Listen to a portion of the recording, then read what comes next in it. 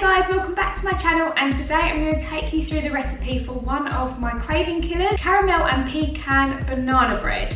I call these craving killers because they're never going to replace your favourite foods, but they're going to do a pretty good job of making sure you can have a little bit of what you fancy without going overboard on like a massive bag of chocolate M&Ms. I'm never going to give those up, but they have a time and a place, and to me, those type of foods are trigger foods, and once I start eating them, I really do struggle to stop. I struggle to practice moderation, but with these type of alternatives, I can have a little bit of what I fancy, and I can practice portion control so much better. Not only that, this is a really good after school snack that both Harry and Mason have, because given the chance, Harry particularly would eat a lot of sweets, so I love being able to give him this because it's got much better ingredients in it. So I'm going to show you how to make this super quick recipe. I'm going to just mix up the ingredients here, show you what I've got, and then it will take 30 minutes to bake in the oven, and then once it's cooled down it will be ready to serve.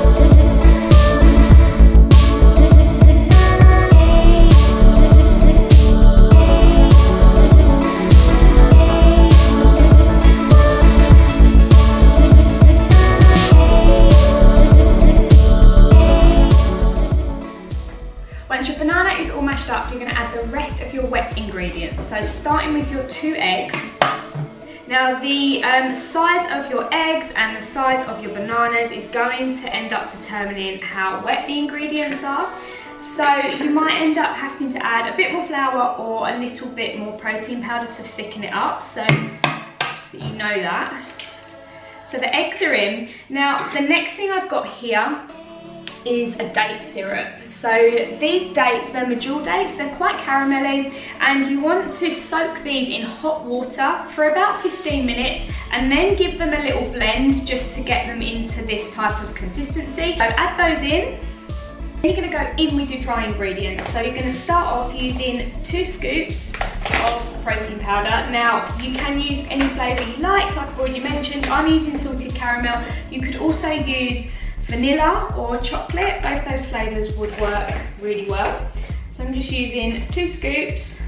This is a really good way to add flavour to the mix without having to use too much flour. So once I've done that, I'm going to stir that in and then look to see how the consistency of my batter is doing. The protein powder is mixed through now, but the consistency of the batter is still really loose, so that's why I'm using wholemeal flour. You can also use coconut flour if you'd rather. I've got a cup here and I'm just going to see how I get on. Like I said, it really depends on the size of your bananas and the size of your eggs, how much flour you use. So I'll just start by putting like half a cup in at a time, just so I don't end up with more than I need. You want to eventually get it like a really thick cake batter consistency, so that is what you're looking for. I'm nearly there, it's like thicker, but not quite. So I'll add a bit more, about 1/4 of a cup this time. It's better to just add little as you go. To be honest, I rarely measure out the ingredients, I just kind of add and taste. Taste is the best part. That's like getting there now, that's much thicker. You don't want to dry it out too much. That's good. Okay, so I have like a little bit of flour left, but what I'm going to do, last bit of the dry ingredients, and in my mind, this is the bit that absolutely makes it. These are the blended pecan nuts. So I'm going to add those in, stir that through, and then see what it's like consistency-wise. But honestly, oh, these are so good. If you don't like pecan nuts, like this recipe, you can just add anything to. So you could take the pecan nuts out, you could put blueberries in, you could put chopped chips, it's really up to you. I just like this. I don't know, something about the mix of like caramelly, nutty flavour, so good. That's looking really good. That's like more or less the consistency that I would want. I'm not gonna lie, I've totally just been eating the batter, so but it's good, got to taste it, right? So there's a few things, now I've got the batter pretty much where I want it. There's just a few final things that I'm gonna add just to taste it, and I've realised I've just forgot something, so bear with me. I'll start with sea salt, so I'm just gonna pop a little bit of sea salt in there, not much. Got salted caramel extract rather than vanilla extract, so I'm gonna put, I don't know, teaspoon. It's quite strong. So we'll start with that. Again, just gonna give it a little bit more of a caramelly flavour. And then some baking powder, which I'm like, probably the world's worst chef. No ingredient measurements. I'm gonna finish it off with a tiny little bit of brown rice syrup. It's just a natural sweetener, and it's got a little bit more of a caramelly taste. So that's why I've opted for this rather than maple syrup, which is quite sweet, especially from the protein powder and the date syrup. I'm gonna mix that in. I suppose I'll have to taste it again. This is like working my bicep. Okay. Yeah, that is there. That is the one. Now that's done, batter is all finished. All I'm going to do is take parchment paper and add it to like a bread tin.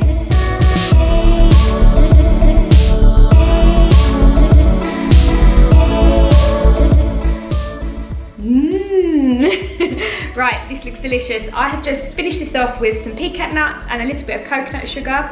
I'm going to stick this in the oven on around 200 degrees for about 30 to 35 minutes. And while that's baking, I'm going to talk to you a little bit about dealing with cravings and even some of the binge eating problems that I've struggled with in the past.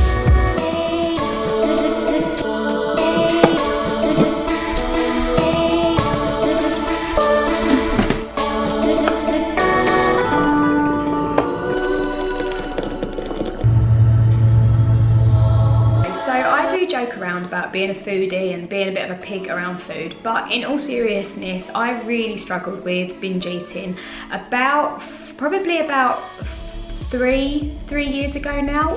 During the time when I was competing, I was on like a set nutrition plan, so it was very regimented in that, you know, you could only eat 100 grams of chicken breast at this time, and you could only eat 2 eggs at this time. It was all very restricted to certain food groups, and that led me to completely go to the other end of the extreme when I wasn't dieting, or when I just couldn't control myself around food anymore. I would then shovel like so much chocolate, so many biscuits, so much cake into my mouth, and I would do it in secret, and then I would make myself sick afterwards from it. I wouldn't say that I had an eating disorder, but I definitely had a disordered relationship with food around that time when I was dieting hard for competitions. And I've mentioned before, like, I didn't speak about it for a long time because I was really embarrassed about it, because it's just not something many people talk about, and you're in the fitness industry, so therefore people think that you're healthy, but actually at that moment in time you couldn't really be further away from being healthy. And it wasn't until I actually took the focus off of trying to look a certain way or weigh a certain amount that I actually managed to get a handle on it. And I done this through, and it sounds corny, but trying to really listen to my body and listen to what foods made me feel good versus what didn't, taking away a lot of the rules around food, and like learning to get creative again, and knowing that I can create foods that I really like using healthier ingredients, and then knowing that, you know, I will still eat food that, yeah, isn't particularly good for me, but I can do that in a bit more moderation. I know that I do still have trigger foods and maybe certain times or emotions that will make it harder for me to practice portion control than others, and that will happen, but it's knowing that you're not perfect, you're never going to be perfect. And despite what you think, a lot of probably fitness people within the industry, they're not perfect. They'll have times where they'll mess up, where they'll overeat, maybe where they'll binge eat. It does happen, it happens to everyone. So letting go of trying to be perfect, letting go of a lot of rules around food, and just starting to get creative again, and just having fun with food again, because it is very social. Food is love, I've said that before, and you want to be able to go out and enjoy it without it controlling you. So I'll probably talk about that in a completely separate vlog, but yeah, maybe if you've got any questions that you want to ask, or anything specifically that you want to talk about, put it in the comments box below, and it's something that I can pick up on in another vlog. But for now, I need to go and pick the kids up, and I'm going to get back and then I will show you the gorgeous caramel pecan banana bread. That's what the kids will be having for their afternoon pre-dinner snack, because they eat me out of house and home.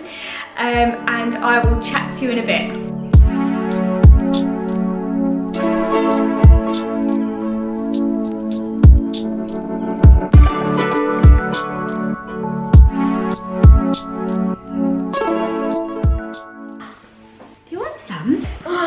Oh, this is going to taste test it for us.